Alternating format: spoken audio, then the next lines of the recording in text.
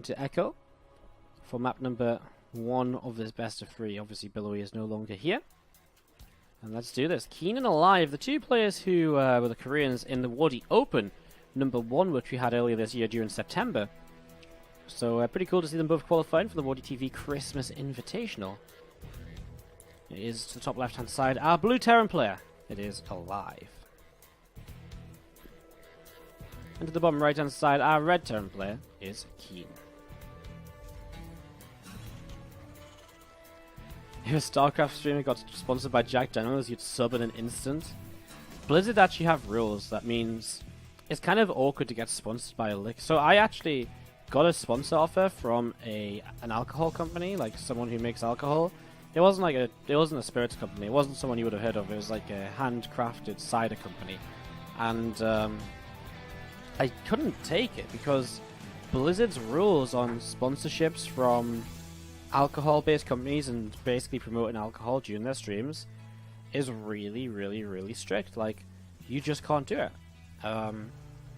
So I mean, they can't stop you. Blizzard can't stop your stream being sponsored by, like, alcohol companies, right?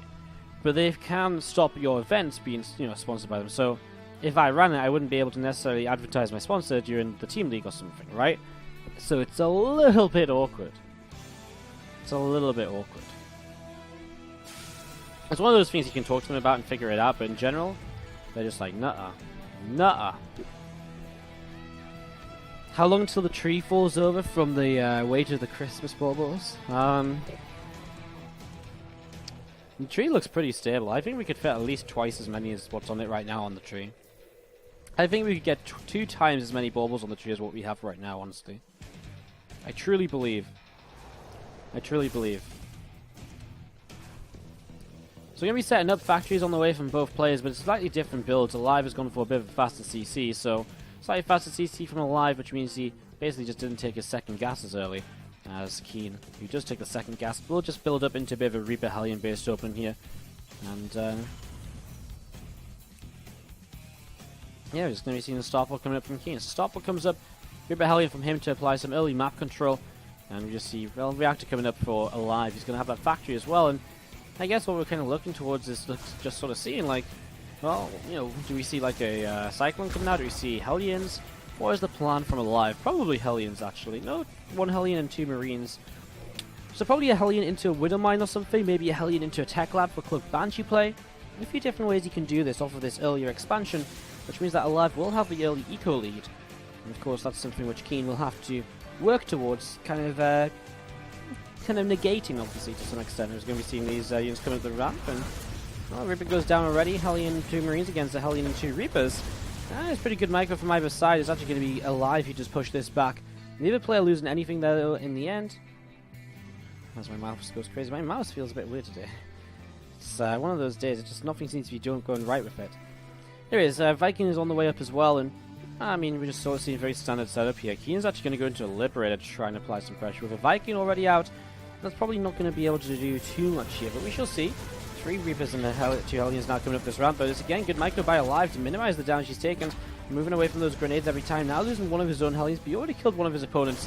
He will chase forwards to actually pick off his opponent's second Hellion as well. So both players ended up not really kind of taking too much damage or doing too much, depending on what side you're on. Maybe these Reapers can do some good mineral damage. I mean, starting to work their way through a few SCVs. There's going to be 3 kills now, and they are 1-shotting those, 2-shotting those SCVs together, so there's actually going to be a few more workers going down here. That's 5 now, 6. The Viking just can't get in range fast enough to help really push those Reapers back. The Marine goes down before it can shut down. There's Reaper on low health. Marine's waiting on the low ground, but there's just not enough of them, right? The Reaper's going to kill those off as well. All of a sudden, KeeN is doing so much damage here in these early stages. Just a couple of Reapers just going to be popping up back to the high ground. We're going to see this Liberator is going to be pushed away. Actually, the Liberator picked up 5 kills between all of this, so actually the Liberator is having a really good time. And that's just going to be seeing the Liberator again push back. And these Reapers still around, going to come in. That's 3 more kills on the Reapers. Oh my god. What an absolute disaster from aLive. This Reaper Hellion has been so good from KeeN. It's really worked out for him. Has done just so much damage in these early stages. Oh my god, still there's 1 Reaper at the end. 1 kill, now 2. Jesus, this Reaper has 12 kills on it in total. One absolute god. An absolute god. 15 workers killed total. And this Liberator comes back in, going to try and siege up on top of this position. We're going to be seeing the Viking. Oh, gets the kill just after one SCV goes down. So aLive, the earlier command center, does still come out 7 workers behind just because his opponent finds a way to get so much damage done. I'm just going to be seeing this third command center coming up as well. I'm not in, someone in the chat mentioned, am I allowed to talk about this when I'm in a contract with Blizzard? I'm not in a contract with Blizzard. But they can very quickly, basically, it's not a contract, they just say you can run events, and as long as they're below $10,000 in prize pool, so as long as they're below $10,000 in prize pool and they follow these rules, you can run events. And one of the rules is you're not allowed to be sponsored by like an alcohol company or gambling company and stuff like that. And so, that's where the issue is. It's not in a contract or anything. It's just straight up what Blizzard say. If you want to run events, then just don't do that. So that's sort of where the issue comes around. So we set on up. I mean, KeeN obviously taking a huge eco lead here early. 10 workers ahead right now. Army supplies coming in to be fairly similar, but KeeN's going to start pushing. And for aLive, I mean, he really can't afford to lose anything in this. What's the unit count actually looking like? He's down a Viking, he's down a tank, and he's down a few Marines. So just in general, everything for KeeN here. There's just a little bit more of everything coming in from KeeN right now as he starts to move up towards the top left-hand side. A few Vikings, the Raven, a few Marines, and a couple of tanks setting up here. We're going to see this Marine going down. I'm just going to be seeing this one Marine over to the left-hand side, not really able to do too much more. Scan comes in, and again, just a couple tanks sitting at the front. And there's 2 tanks. Actually moving forward for KeeN as well. He's going to get sieged up though, and he is going to be able to pick off 1 tank of his opponent. The order turret comes down. Whereas KeeN's Vikings and stuff, taking a very long time for his own Vikings and Raven to come into play, which means that it actually really affects his attack. He can't get as much done as he would have liked to here. He'll still win out this fight in the skies unless the Marines can actually make a bit of an impact. 2 Vikings against 1 here at the end. The Marines stim forwards, and he's just going to have to back away. He's going to save the Vikings. He will, I think. Actually, yeah, more Marines coming in, so he will save these. Bit of an awkward trade though. Like, both players kind of losing pretty much what the other guys lost. I mean, 3 tanks lost from KeeN, 1 lost from aLive. I'd say this was generally maybe a little bit better for aLive here in terms of the trading, but he's still just behind because of that early sort of income advantage that KeeN's had, and also sort of the that just led into an army supply lead. And you can see the trade was actually fairly even here towards the end. aLive going to take a bit of an eco advantage now, though. With a 3rd base already up and in position, his saturation is looking pretty good, whereas KeeN does not have a 3rd command center. So aLive has called back up on workers, and he is starting to take that eco lead back into his own favor now. So for KeeN, very important here that he keeps on pushing and he does find a way to get damage done. Obviously, we saw that Stim is finished for him. Combat shield is on the way as well, but look at aLive. He's also got 1/1 upgrades instead of just +1. His combat shields is a little bit further ahead. You know what? I'm not sure if aLive is going to be really kind of... I'm not sure if aLive is going to be able to just hold because he's just got so much more building than his opponent, like the extra armor upgrade and stuff. But I also don't know if... Guys, it's really tough. Like, what a weird situation. Because aLive doesn't have that many units, and with Stim and combat shields, there's actually quite a lot of potential for KeeN to attack in, and especially if he starts dropping around and looking for different openings to try and, start working his way through SCVs and more, right? So, Marine's going to start dropping in. We're going to see these SCVs starting to go down, and a lot of these workers going down very quickly. There's 5 workers killed already. Vikings from KeeN as well going to zone out these medevacs. In fact, just going to straight up kill the medevacs. He's actually going to drop on top of the tanks. Love this because these tanks cannot fight in this range. The Vikings land as well. The tanks disappear. aLive just does not have enough to hold on. He is actually looking to be in a great position if he could defend the second map. And again, it is KeeN who takes that 1-0 lead here in game after game number 1. Again, just well executed, sort of knew what he had to do, did what he had to do, did the right stuff. And it worked out very well for him. So let's see what happens in the second game now. To the bottom left-hand side, our blue Terran player is going to be aLive. And our red Terran player is going to be KeeN. Awesome. How are we all doing in the chat? Again, let me know what's up. Let me know who you're supporting today. Let me know who you'd like to see playing in the finals against Impact here in the qualifier for the WardiTV Christmas Invitational. Also, how about this? Let me know who you guys would like to see invited to the WardiTV Christmas Invitational, because it is an invitational for the most part. 12 invited players and 4 of them qualifying through today. So let me know which 12 players you would like to see invited. Not necessarily saying they're going to be invited. Our first invite already announced will be you, Thermal.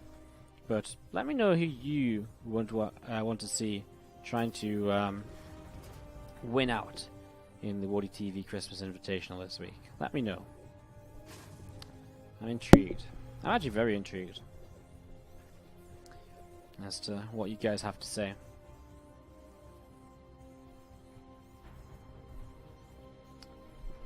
Live to the bottom left, KeeN to the top right is this TvT. Double gas from both in the early stages. Factories will come down after. No Reaper. So, interesting opening here. There's the Reaper after the factory. So, same build from both so far. Setting up here and seeing what else is going to be good over the next few moments. People coming down. Again, factory just building up here to the left side, and it's going to be finishing fairly soon. Factory's about halfway done here, so factory about halfway done, and single SCV from KeeN moving down the left side as well. Single SCV from KeeN moving down the left. Looks as though he's going to be proxying the starport. Proxy starport can be for Liberator, could be for the Cloak Banshee as well. Or he could just hide his SCV here if he wants to hide the SCV here. Which I was going to say, like, can't fit a starport behind the mineral line, so it would have to be a hidden SCV for some reason. If he keeps it there, he does move it forwards, and the starport does get proxied. So it's an interesting opening. Reaper Hellion from KeeN. Now we see the single Reaper, of course, already out from aLive. But past this, he's going into marine production. He does start that tech lab. Looks though he wants to go into a fairly quick Cloak Banshee of his own right here. So looking as though we're going to be seeing aLive starts over the Hellion to help him scout here early. Help him defend some ground-based pushes like the Reaper Hellion. And then he goes into that nice fast Cloak Banshee to try and get some further damage done. This is actually really nice, because it means he can go into a Viking nice and quick to help against a Liberator. He can go in towards a, he can go towards a Raven if he needs to as well against the Banshee. Just needs something to deal with this first Liberator though. I mean, he's got Marines, so he's got something. If he loses the Marines to these Reapers and Hellions, that wouldn't be great, as we're going to see first Reaper goes down, try and jump up to the high ground. Grenades being dodged here, good stuff from aLive, doesn't take really any damage at all. As we do just see the reactor starting to build on this factory. Well, that's not so great, because now he's not getting up that sort of important sort of tech which you need on the factory to maybe help against the Liberator nice and quickly. So let's see what happens as we have Liberator going to be popping soon. There's two Hellions and the Reaper just still looking around to see what else they can get up to. Moving forwards again, and well, still looking okay here from aLive. Still holding on the high ground. His Banshee about to pop. The thing is, from KeeN, if you look across the map, he does have a Cyclone. He is building a turret, so he has seen what's up here. Obviously, he scouted in with the Reaper before. He saw the Tech Lab cloaking, so upgrading. So he knew sort of what was going on here. As you can see, this Liberator sieging up. And this Liberator is starting to make his way through a few of these SCVs. Some SCVs starting to go down right now. Some damage being taken, and yeah, quite a lot of these workers actually going down at this point. So about 9 workers killed off here, and Marine's going to be picking up the Liberator finally. But man, Hellion's coming in at the same time, and KeeN once again finding some major damage in the early stages of the game. He's once again like a 9-ish worker lead. Like last game he got 10 worker lead, this game he's 9 ahead. Really crazy. Sorry, I can't count, it was 8 ahead. Cloak Banshee does come in, there's the scan. That's going to be a dead Banshee as well, loses a few Marines, but that'll be it. I mean, he's very happy trading out some, a few Marines to get rid of the Banshee. Really, really awesome stuff. And we've seen these 2 Cyclones then going to be moving down through the south side of the map. As the Viking and a couple of Hellions will gather together over to the left side as well, and again just sort of looking to see what's up and what's going on. And these 2 Cyclones continue to come, and I guess KeeN is going to make a bit of pressure out of this now. Raven is out from aLive as he gets ready to defend against what could be a follow-up Cloak Banshee, but it's actually just medevacs in production from the starport. We're going to be seeing KeeN getting ready to fight here very soon. I mean, the 2 Cyclones with the extra range on the kind of the buff they got. And that's going to be really crazy when it comes to fighting this here. Auto turret will be a big deal from the Raven. Will be a big part of actually defending against this. Tank coming up as well is actually going to be a big deal too. And seeing this, KeeN might just have to back away and not actually commit as much as he wanted to here initially. That tank coming out at a clutch time just to keep aLive out of trouble. aLive does have a much faster command center here ready to go towards the natural. But the problem will be that his command center will not be able to move down there for a while if KeeN is holding that position. KeeN's CC back at home, as we just saw, has only just begun, so he really is trailing in that regard. As you see that single SCV pulled across the map, repairing up the Hellions. And aLive, I mean, what does he go for? 2 medevac, 2 tank, 8 marine drop? Actually, could be a pretty good way to approach this. If KeeN doesn't go up the ramp anytime soon, he's going to boost over. The thing is, he sort of flies past the starport, right? So, bit of an awkward one. I mean, as soon as KeeN realizes his opponent's going across the map, he's just going to start moving forwards here. And, well, the Raven turns around to come and help. The Raven is really not the kind of exact unit you want, though. I mean, the Raven's nice and all, don't get me wrong, but it's not exactly the be-all and end-all of this defense. As we see, these Deepers going to go down. The turrets went down already. And at the same time, you know, KeeN has to find a way to fight in his main base against these 2 tanks and these Marines. He will siege up 1 tank quite far back already, pulls SCVs in. Actually a pretty big deal, because if the SCVs surround the tanks can't go anywhere, right? So the tanks will eventually just die, and aLive knows he's done. GG's. KeeN takes the second game 2-0.